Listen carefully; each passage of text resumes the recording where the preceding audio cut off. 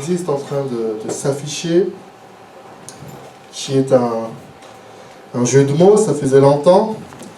La culture de la culture. La culture de la culture. La culture de la culture, et entre parenthèses, j'ai précisé savoir cultiver sa foi et dans les domaines de la vie. La culture de la culture, c'est-à-dire que Dieu nous demande de cultiver. Amen. C'est important de cultiver notre foi, c'est important de cultiver dans les différents domaines de notre vie. Et c'est pour ça que Dieu m'a inspiré ce message qui dit la culture de la culture. La culture au sens général, quand on dit c'est quelqu'un qui est cultivé, on dit que c'est quelqu'un qui a beaucoup de connaissances, n'est-ce pas? Et la culture de la culture, ce que je veux dire par là, c'est que nous devons avoir cette habitude. La culture, c'est aussi le sens d'habitude. L'habitude de cultiver. L'habitude de nous cultiver et l'habitude donc de faire grandir notre foi. Quand on vient à l'église, on vient au culte. Et je le dis souvent sur Facebook, on vient au culte pour cultiver notre foi. Tu viens dans la présence de Dieu, tu viens à l'église, tu vas lire la Bible chez toi, tu vas prier pour aussi cultiver ta foi. Amen. Il y a ce qu'on appelle le culturisme, où on muscle, on fait du sport pour se muscler. Et plus un culturiste va travailler, plus il va découvrir des muscles de son corps. Et c'est pour ça que quand vous regardez par exemple des gens très musclés, des culturistes comme on dit, vous voyez des muscles que vous ne voyez pas chez vous. Et vous voyez des graisses qu'ils n'ont pas. Parce qu'ils ont cultivé leur corps. Amen. Et le message de cet après-midi est aussi simple que ça, ce n'est pas compliqué, c'est Dieu nous demande donc de cultiver, de semer. Et laissez-moi vous dire que vraiment cultiver, c'est obéir à Dieu, ça va être affiché juste après. Cultiver, c'est quelque chose que Dieu nous demande. C'est pas quelque chose qui est optionnel. Vous comprenez? Si tu ne cultives pas, tu n'es pas dans la volonté de Dieu. Saitsma mafia, tsafaka mtsinzi. Saitsma mafia no mfishana no. Te itano fa miamaf mfiana no. Wanza t-shirt mo. Parce que Dieu nous demande de cultiver. J'aimerais attirer votre attention sur un texte qui m'a interpellé dans Genèse chapitre 2. Nous allons nous attarder sur deux versets qui va s'afficher si vous n'avez pas amené votre Bible physique. Genèse chapitre 2, on va regarder le verset 5 et le verset 15. La Bible dit dans Genèse chapitre 2 au verset 5 et au verset 15, je vais donc le lire, je vous laisse trouver. Au nom de Jésus, au verset 5. Lorsque l'Éternel fit une terre et des cieux, aucun arbuste des champs n'était encore sur la terre, et aucune herbe des champs ne germait encore. Et il y a deux choses qui se passent. Pourquoi il n'y avait aucun arbre, aucune herbe? La Bible dit parce que l'Éternel Dieu n'avait pas fait pleuvoir sur la terre. Et deuxièmement, sur je veux insister cet après-midi, et il n'y avait point d'homme pour cultiver le sol. Et au verset 15 de Genèse chapitre 2, la Bible dit « L'Éternel Dieu prit l'homme et le plaça dans le jardin d'Éden pour le cultiver et pour le garder. » Amen. La Bible dit ici donc au verset 5 que Dieu a créé tout ce qu'il fallait créer, mais il y a certaines choses qui ne sont venues que quand il y avait un gestionnaire, l'homme pour cultiver, pour garder. Donc cela nous interpelle dans notre vie qu'il y a certaines choses que Dieu ne nous donnera jamais si on n'est pas prêt à cultiver et à garder. Amen. Et c'est pour ça qu'on demande beaucoup au Seigneur. Et ici donc il y a deux conditions. Il n'y avait pas d'arbre parce que Dieu n'avait pas envoyé la pluie. Et deuxièmement parce que l'homme n'était pas encore disposés pour cultiver le sol. Et souvent, dans les situations de notre vie, on se dit, Seigneur, voici ma vie, voici les ingrédients de ma vie, voilà les domaines dans lesquels je veux avancer. Et on commence à se dire, Seigneur, envoie la pluie, envoie la pluie, envoie la pluie, mais nous ne sommes pas encore disposés pourtant à cultiver le sol. Dieu ne peut pas envoyer la pluie sur du béton. Amen. Si nous ne sommes pas disposés à cultiver le sol, Dieu n'est pas disposé à bénir et envoyer. Et au verset 15, donc, Dieu a envoyé l'homme dans le jardin d'Éden pour 2 missions, pour le garder, pour cultiver, et pour le garder. Là, nous sommes dans les temps de vacances. Et dans les temps de vacances, ce qu'on veut, c'est tous dormir sur le transat, boire un cocktail, en gros, ne rien faire. Je veux me reposer, je veux rien faire, je veux ne penser à rien. Laissez-moi tranquille. On met sur l'autel, ne pas déranger. Laissez-moi en paix. Et parfois, on a peut-être une image du paradis comme quoi c'est le jardin d'Éden. Le paradis, c'est le transat, on n'a rien à y faire, tout est beau, tout est tranquille. Et on va nous envoyer des serviteurs. Non, la Bible dit ici que Dieu plaça Adam dans toute la beauté du jardin d'Éden, n'est-ce pas? C'est magnifique à voir. Hier, nous étions encore dans un mariage, dans un endroit ou dans un beau jardin, cultivé, entretenu. Et ma femme dit, j'aimerais bien avoir un jardin comme ça. Je dis, le travail pour entretenir ça aussi, là. Et donc, Adam et Ève étaient dans un cadre idyllique, mais ils avaient quand même une mission, c'est de cultiver et de garder le champ. Parce que tu peux avoir... Dieu peut te donner, et c'est une leçon pour nous, et nous avons des nouveaux mariés dans notre assemblée, et c'est une leçon pour nous parce que tu peux recevoir la plus grande bénédiction de Dieu. Tu peux être un nouveau marié, tu peux avoir un nouvel enfant, mais si tu ne sais pas cultiver et garder ce que Dieu t'a donné, ça va se détruire, ça va se corrompre, et ça va finir par mourir. N'est-ce pas? Et donc, on en revient donc à la foi. Notre foi, c'est exactement la même chose. Dieu nous demande de cultiver notre foi. La foi ne se vient pas comme ça, par hasard. La Bible dit donc, Romains 10, chapitre 17, qui est capable de me le citer? Romains 10, chapitre 17. Romains 10, 17, que dit la Bible? La foi vient de... Allez-y. De ce qu'on entend. Amen. La foi vient de ce qu'on entend, et ce qu'on entend vient de la parole de Dieu. Romains, chapitre 10, verset 17. La foi, elle ne vient pas comme ça, parce que je sirote et que je m'allonge et que je fais rien. La foi vient parce que je décide de cultiver ma foi. Amen. Nous allons continuer pour donner un sens à ce mot qui dit cultiver, justement. Donc, il y a trois aspects de la culture. Cultiver signifie, premièrement, travailler une terre pour la rendre plus fertile et pour améliorer ses productions, prendre soin des plantes.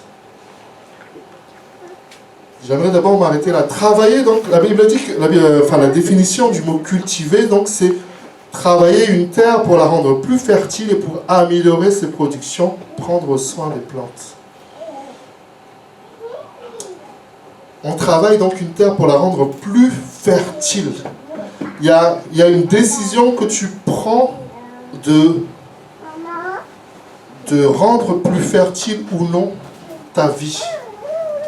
Parce que tu cultives ta vie, tu cultives ta foi. Et un fruit va plus ou moins bien germer, bien produire en fonction de la fertilité du sol, n'est-ce pas? Il y a des fruits qu'on ne peut pas implanter dans n'importe quelle région de la planète. Et de la même façon, il y a des choses, encore une fois, il faut que nous soyons conscients de ça. Parfois, nous regardons la vie des autres, on se dit, mais j'aimerais avoir la vie de celui-là ou celle-là dans tel ou tel domaine. Mais est-ce que tu as payé le prix pour rendre fertile ta vie? Vous comprenez? Et ici, donc, cultiver veut dire travailler à rendre plus fertile pour améliorer la production. Le deuxième aspect culture, de cultiver, veut dire développer, perfectionner par l'instruction, par l'exercice, entretenir avec soin. Troisième aspect qui rejoint les deux premiers, conserver, entretenir, augmenter, en parlant des relations, des sentiments qui lient les personnes. Le thème de notre message cet après-midi, donc, c'est la culture de la culture. Développer notre foi, cultiver notre foi, et dans tous les domaines de notre vie. Je le prêche beaucoup sur Facebook par rapport à l'amitié, par exemple. L'amitié ne se fait pas comme ça du jour au lendemain. Tu cultives l'amitié. Il y a un auteur français qui disait les amis, on est heureux quand ils arrivent et on est heureux quand ils partent aussi. Quand on invite des gens chez nous, quand on invite les amis, on est heureux quand ils arrivent et on est heureux quand ils partent. C'est pas toujours facile de se donner du temps pour cultiver l'amitié. Il y a des personnes qui passent trop de temps au téléphone entre amis. Il y a des personnes qui veulent avoir des amis mais qui ne passent même pas une minute au téléphone. La personne qui veut être ton ami t'appelle et te dit « Laisse-moi tranquille, j'ai pas le temps. » Qu'est-ce que tu as cultivé? Rien du tout. Donc, il y a une volonté de notre part de faire croître, de cultiver, c'est avoir une volonté de faire croître quelque chose, développer quelque chose. Et Dieu nous demande ça. Dieu nous demande, la Bible dit dans Colossiens chapitre 3, supportez-vous les uns les autres et pardonnez-vous réciproquement. Et donc, si nous n'avons pas de lien, si nous ne cultivons pas l'unité dans l'assemblée, Dieu nous demandera des comptes. Amen. Nous avons été enseignés, encouragés par une sœur cette semaine sur l'unité. La Bible dit, Jésus dit qu'il soit un, comme nous sommes un, moi et le Père. Et donc, vous savez, parfois, voilà, nous avons beaucoup d'enseignements de la Bible.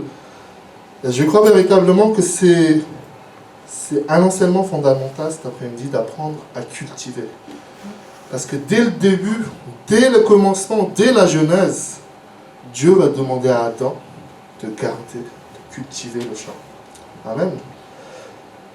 Nous allons continuer et voir deux versets qui nous confirment que cultiver, c'est récolter. Amen. Qui veut récolter? Il doit cultiver. Et encore une fois, aujourd'hui, ce qui est triste, c'est... Je crois que tout le monde connaît Nabila ici. Oui? Je vois des sourires un peu tristes, mitigés. Oui, comme disant, malheureusement, je la connais. Nabila s'est fait connaître en disant cette fameuse phrase « Allô ». Mais ce qu'on sait moins, c'est qu'elle dit dans la phrase que c'est comme si c'était la guerre mondiale de 1978. Elle dit cette phrase-là. Et la guerre mondiale, il n'y a pas eu de guerre mondiale en 1978. Elle voulait parler de la guerre de 14-18. Mais elle a dit 1978. Et ce qui m'a interpellé dans l'affaire Nabila, c'est qu'elle est devenue célèbre du jour au lendemain. Et on l'a invitée partout. Nabila est devenue un modèle, alors que c'est quelqu'un qu'on peut dire, sur certains aspects, qui est inculte. Tu es né en France, tu as fait des études en France, tu n'es même pas capable de dire que la guerre c'était 14-18 et pas 1978. Il y a un problème de culture. Il y a un problème de culture. Et ce que je veux dire, c'est qu'aujourd'hui, malheureusement, on glorifie beaucoup l'inculture. On ne demande plus, et c'est ce qui se passe pourquoi il y a autant de débats autour de l'école, notamment l'école, le collège, le lycée, on parle du bac, c'est que même le programme scolaire semble moins fort qu'avant. On dit que le niveau du bac est devenu plus bas qu'avant. On rend les gens un petit peu moins sensibles à la culture. Vous voyez ce que je veux dire? Et donc, Dieu nous demande au contraire d'avoir la volonté de nous cultiver. C'est important que tu sèmes la culture dans ta vie. La Bible dit que celui qui... Parce que Faute de connaissance, la Bible dit que faute de connaissance dans le livre d'Osée, faute de connaissance, mon peuple périt. Faute de culture, nous périssons. Amen. Et ça, c'est valable dans tous les domaines de notre vie. Si tu ne décides pas de te renseigner un minimum sur tel ou tel domaine, sur la santé, sur ceci, tu vas périr bêtement. Amen. Il y a un reportage qui circule sur Facebook, je ne sais pas si c'est vrai ou pas. La vidéo est choquante. C'est pour interpeller les parents par rapport aux enfants dans les centres commerciaux. Et on voit un enfant que ses parents délaissent. Je ne sais pas s'il a 2 ou 3 ans. Et qui quitte la vue de ses parents, qui est dans le centre commercial et qui va descendre un escalator. Et il y a un autre enfant derrière qui le suit et il passe par-dessus bord, il tombe par terre parce qu'il était hors de l'escalator. Et je ne sais pas si l'enfant est décédé ou pas, mais la vidéo donc nous interpellait à dire faites attention en tant que parents de garder vos enfants toujours à portée de main. Il y a... Bon, sur Facebook, sur Internet, il y a aussi beaucoup de mises en garde, parfois qui sont fausses ou qui sont inventées, mais il y a par exemple cette mise en garde aussi sur Internet où on dit si quelqu'un vous jette des œufs sur votre voiture, ne mettez pas l'essuie-glace, etc., parce que vous allez brouiller votre vue, ils vont pouvoir vous voler. Il y a des choses comme ça où nous devons nous renseigner, nous cultiver pour faire attention. Amen. Dieu nous demande d'avoir de la culture. Alléluia. Donc, il y a 2 proverbes dans la Bible qui nous encouragent à cela.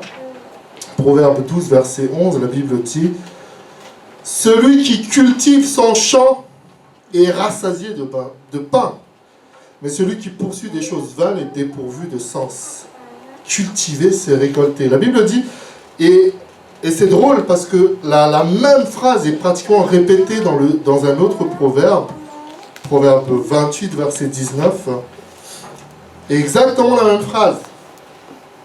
La Bible dit, celui qui cultive son champ est rassasié de pain, mais celui qui poursuit des choses vaines est rassasié de pauvreté. Waouh! Il y a 2 façons de se rassasier. Soit de pain, soit de pauvreté, dit la Bible. Parce que la personne a cultivé son champ. Il y a parfois des personnes qu'on envie parce qu'ils ont fait des longues études brillantes, qu'ils ont réussi, ils ont un bon poste, ils ont un bon salaire. Et on s'est dit, mais j'aimerais avoir un salaire comme ça. Mais quelle est la part que toi tu as faite pour cultiver ton champ? Est-ce que tu as fait Bac+5 comme cette personne? Est-ce que tu as fait les études que cette personne a faites? Vous voyez, il faut qu'on soit honnête par rapport à ce que Dieu nous dit. Parce que Dieu dit, celui qui sème récoltera. Mais c'est ça la grâce de Dieu, c'est qu'une personne qui n'a pas fait Bac+5 peut réussir tout autant et même gagner plus qu'une personne qui a Bac+5 parce que Dieu le bénit. Mais parce que tu as cultivé autre chose. Amen.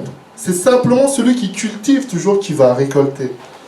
Donc celui qui cultive son champ est rassasié de pain, mais celui qui poursuit des choses vaines est rassasié de pauvreté. Avant de terminer, nous allons continuer sur un contre-exemple, justement. C'est ce qu'on appelle un contre-exemple. La Bible dit dans Proverbe 24, versets 30 à 34, qui s'affiche. Et le titre, c'est « Celui qui n'a pas cultivé n'est pas béni ». Ça, c'est un chapitre qui m'a toujours interpellé dans la Bible et sur lequel beaucoup de personnes ont insisté. La Bible dit donc, Proverbe, chapitre 24, versets 30 à 34. « J'ai passé près du champ d'un paresseux et près de la vigne d'un homme dépourvu de sens. Et voici les épines y croissaient partout, les rangs s'en couvraient la face, et le mur de pierre était écroulé. J'ai regardé attentivement et j'ai tiré instruction de ce que j'ai vu. » Pardon pour la sieste. verset 33. Un peu de sommeil, un peu d'assoupissement, un peu croiser les mains pour dormir, et la pauvreté te surprendra comme un rôdeur, et la disette comme un homme en armes. C'est vrai, particulièrement en France, nous sommes en Europe, et des fois on est fatigué, des fois on n'a pas envie d'aller au travail. Mais j'aimerais qu'on affiche juste le verset d'avant.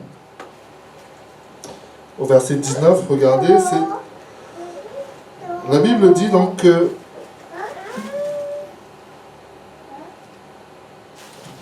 celui qui cultive son champ donc est rassasié de pain, mais celui qui poursuit des choses vaines est rassasié de pauvreté. Parfois, on n'a pas envie d'aller au travail le matin parce qu'on est fatigué. Et pourquoi on est fatigué? Parce qu'on a veillé toute la nuit pour regarder des choses vaines. N'est-ce pas? Oui. Des fois même, et j'ai déjà demandé pardon à Dieu pour ça, des fois même le dimanche matin, ou le dimanche après-midi, quand tu dois aller à l'église, tu dois aller prier, tu es tellement fatigué parce qu'il y a eu 3 films la veille, parce que tu as poursuivi des choses vaines. Et il faut qu'on se rende compte de ça, que si on veut cultiver des choses, il faut aussi s'éloigner des choses vaines. Amen. Qui me détournent de mon objectif. Parce que le travail de l'ennemi est de te montrer des choses vaines pour te détourner de l'objectif véritable. Amen. J'ai été longtemps un joueur de jeux vidéo repenti. J'ai jamais vraiment joué beaucoup, mais quand même. Mais depuis que je suis marié, j'ai baissé de cadence. Mais j'ai des amis qui se plaignent. J'ai des amis qui se plaignent. Ah, mon fiancé ne passe son temps sur les jeux vidéo, trop de temps sur les jeux vidéo et on ne passe pas assez de temps ensemble.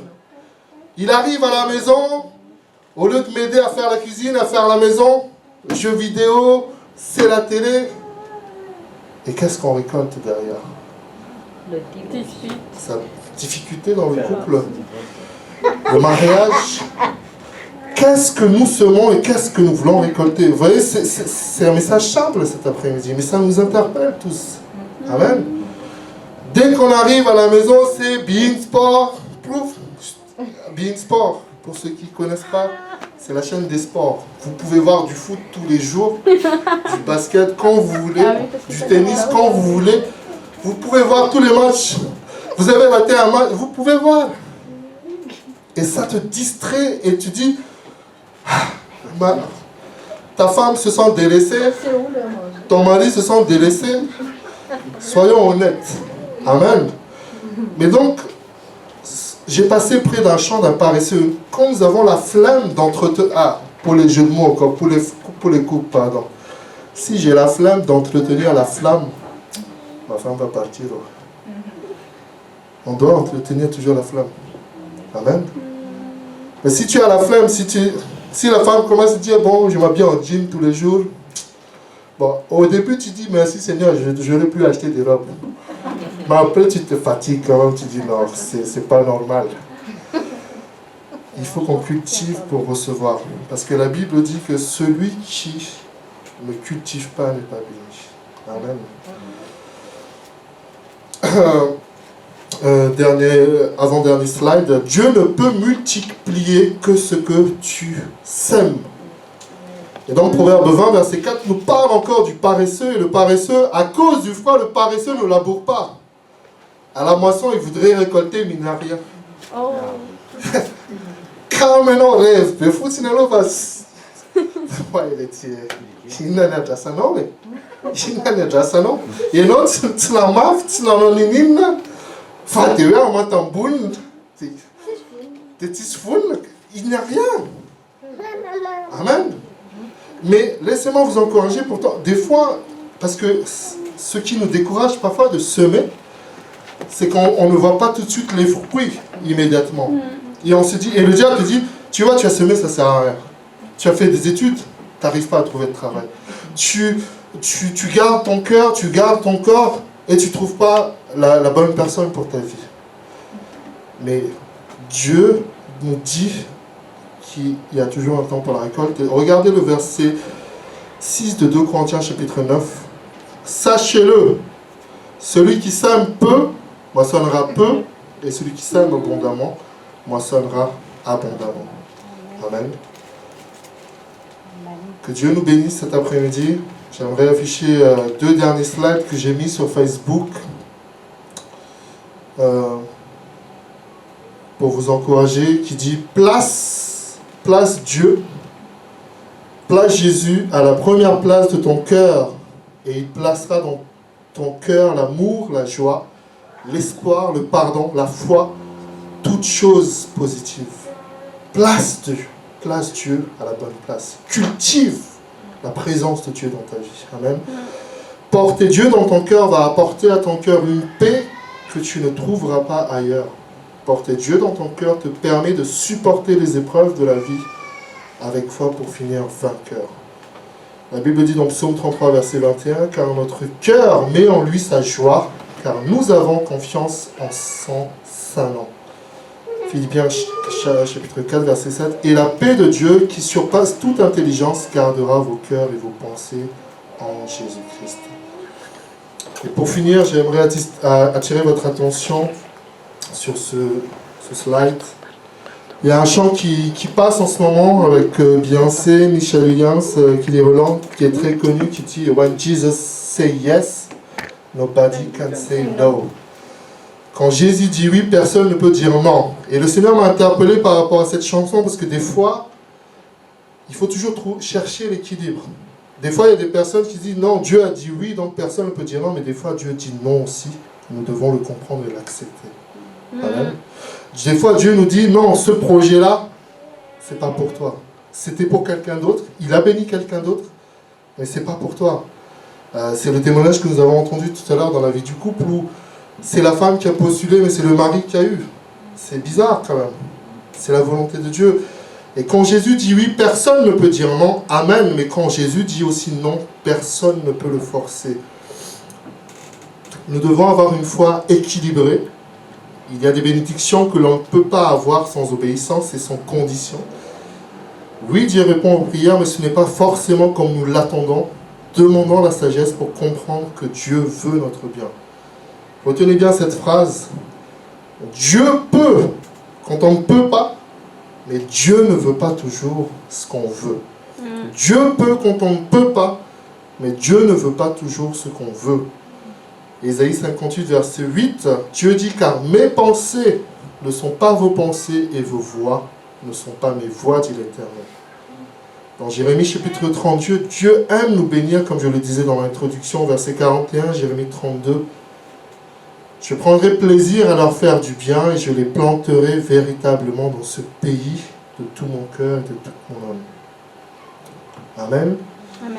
Que Dieu nous bénisse cet après-midi, cultivant notre foi. Amen. Il y a justement dans ces temps de vacances un peu plus de temps. Si tu ne travailles pas, tu es au repos, cultive ta foi et cultive les domaines de ta vie. La chambre que tu n'as pas eu le temps de ranger tout le mois, toute l'année, c'est les vacances. C'est mon cas par exemple. Pendant les vacances, on va arranger. Amen. Il y a des choses que tu dois cultiver pour récolter. Alléluia. Prions ensemble.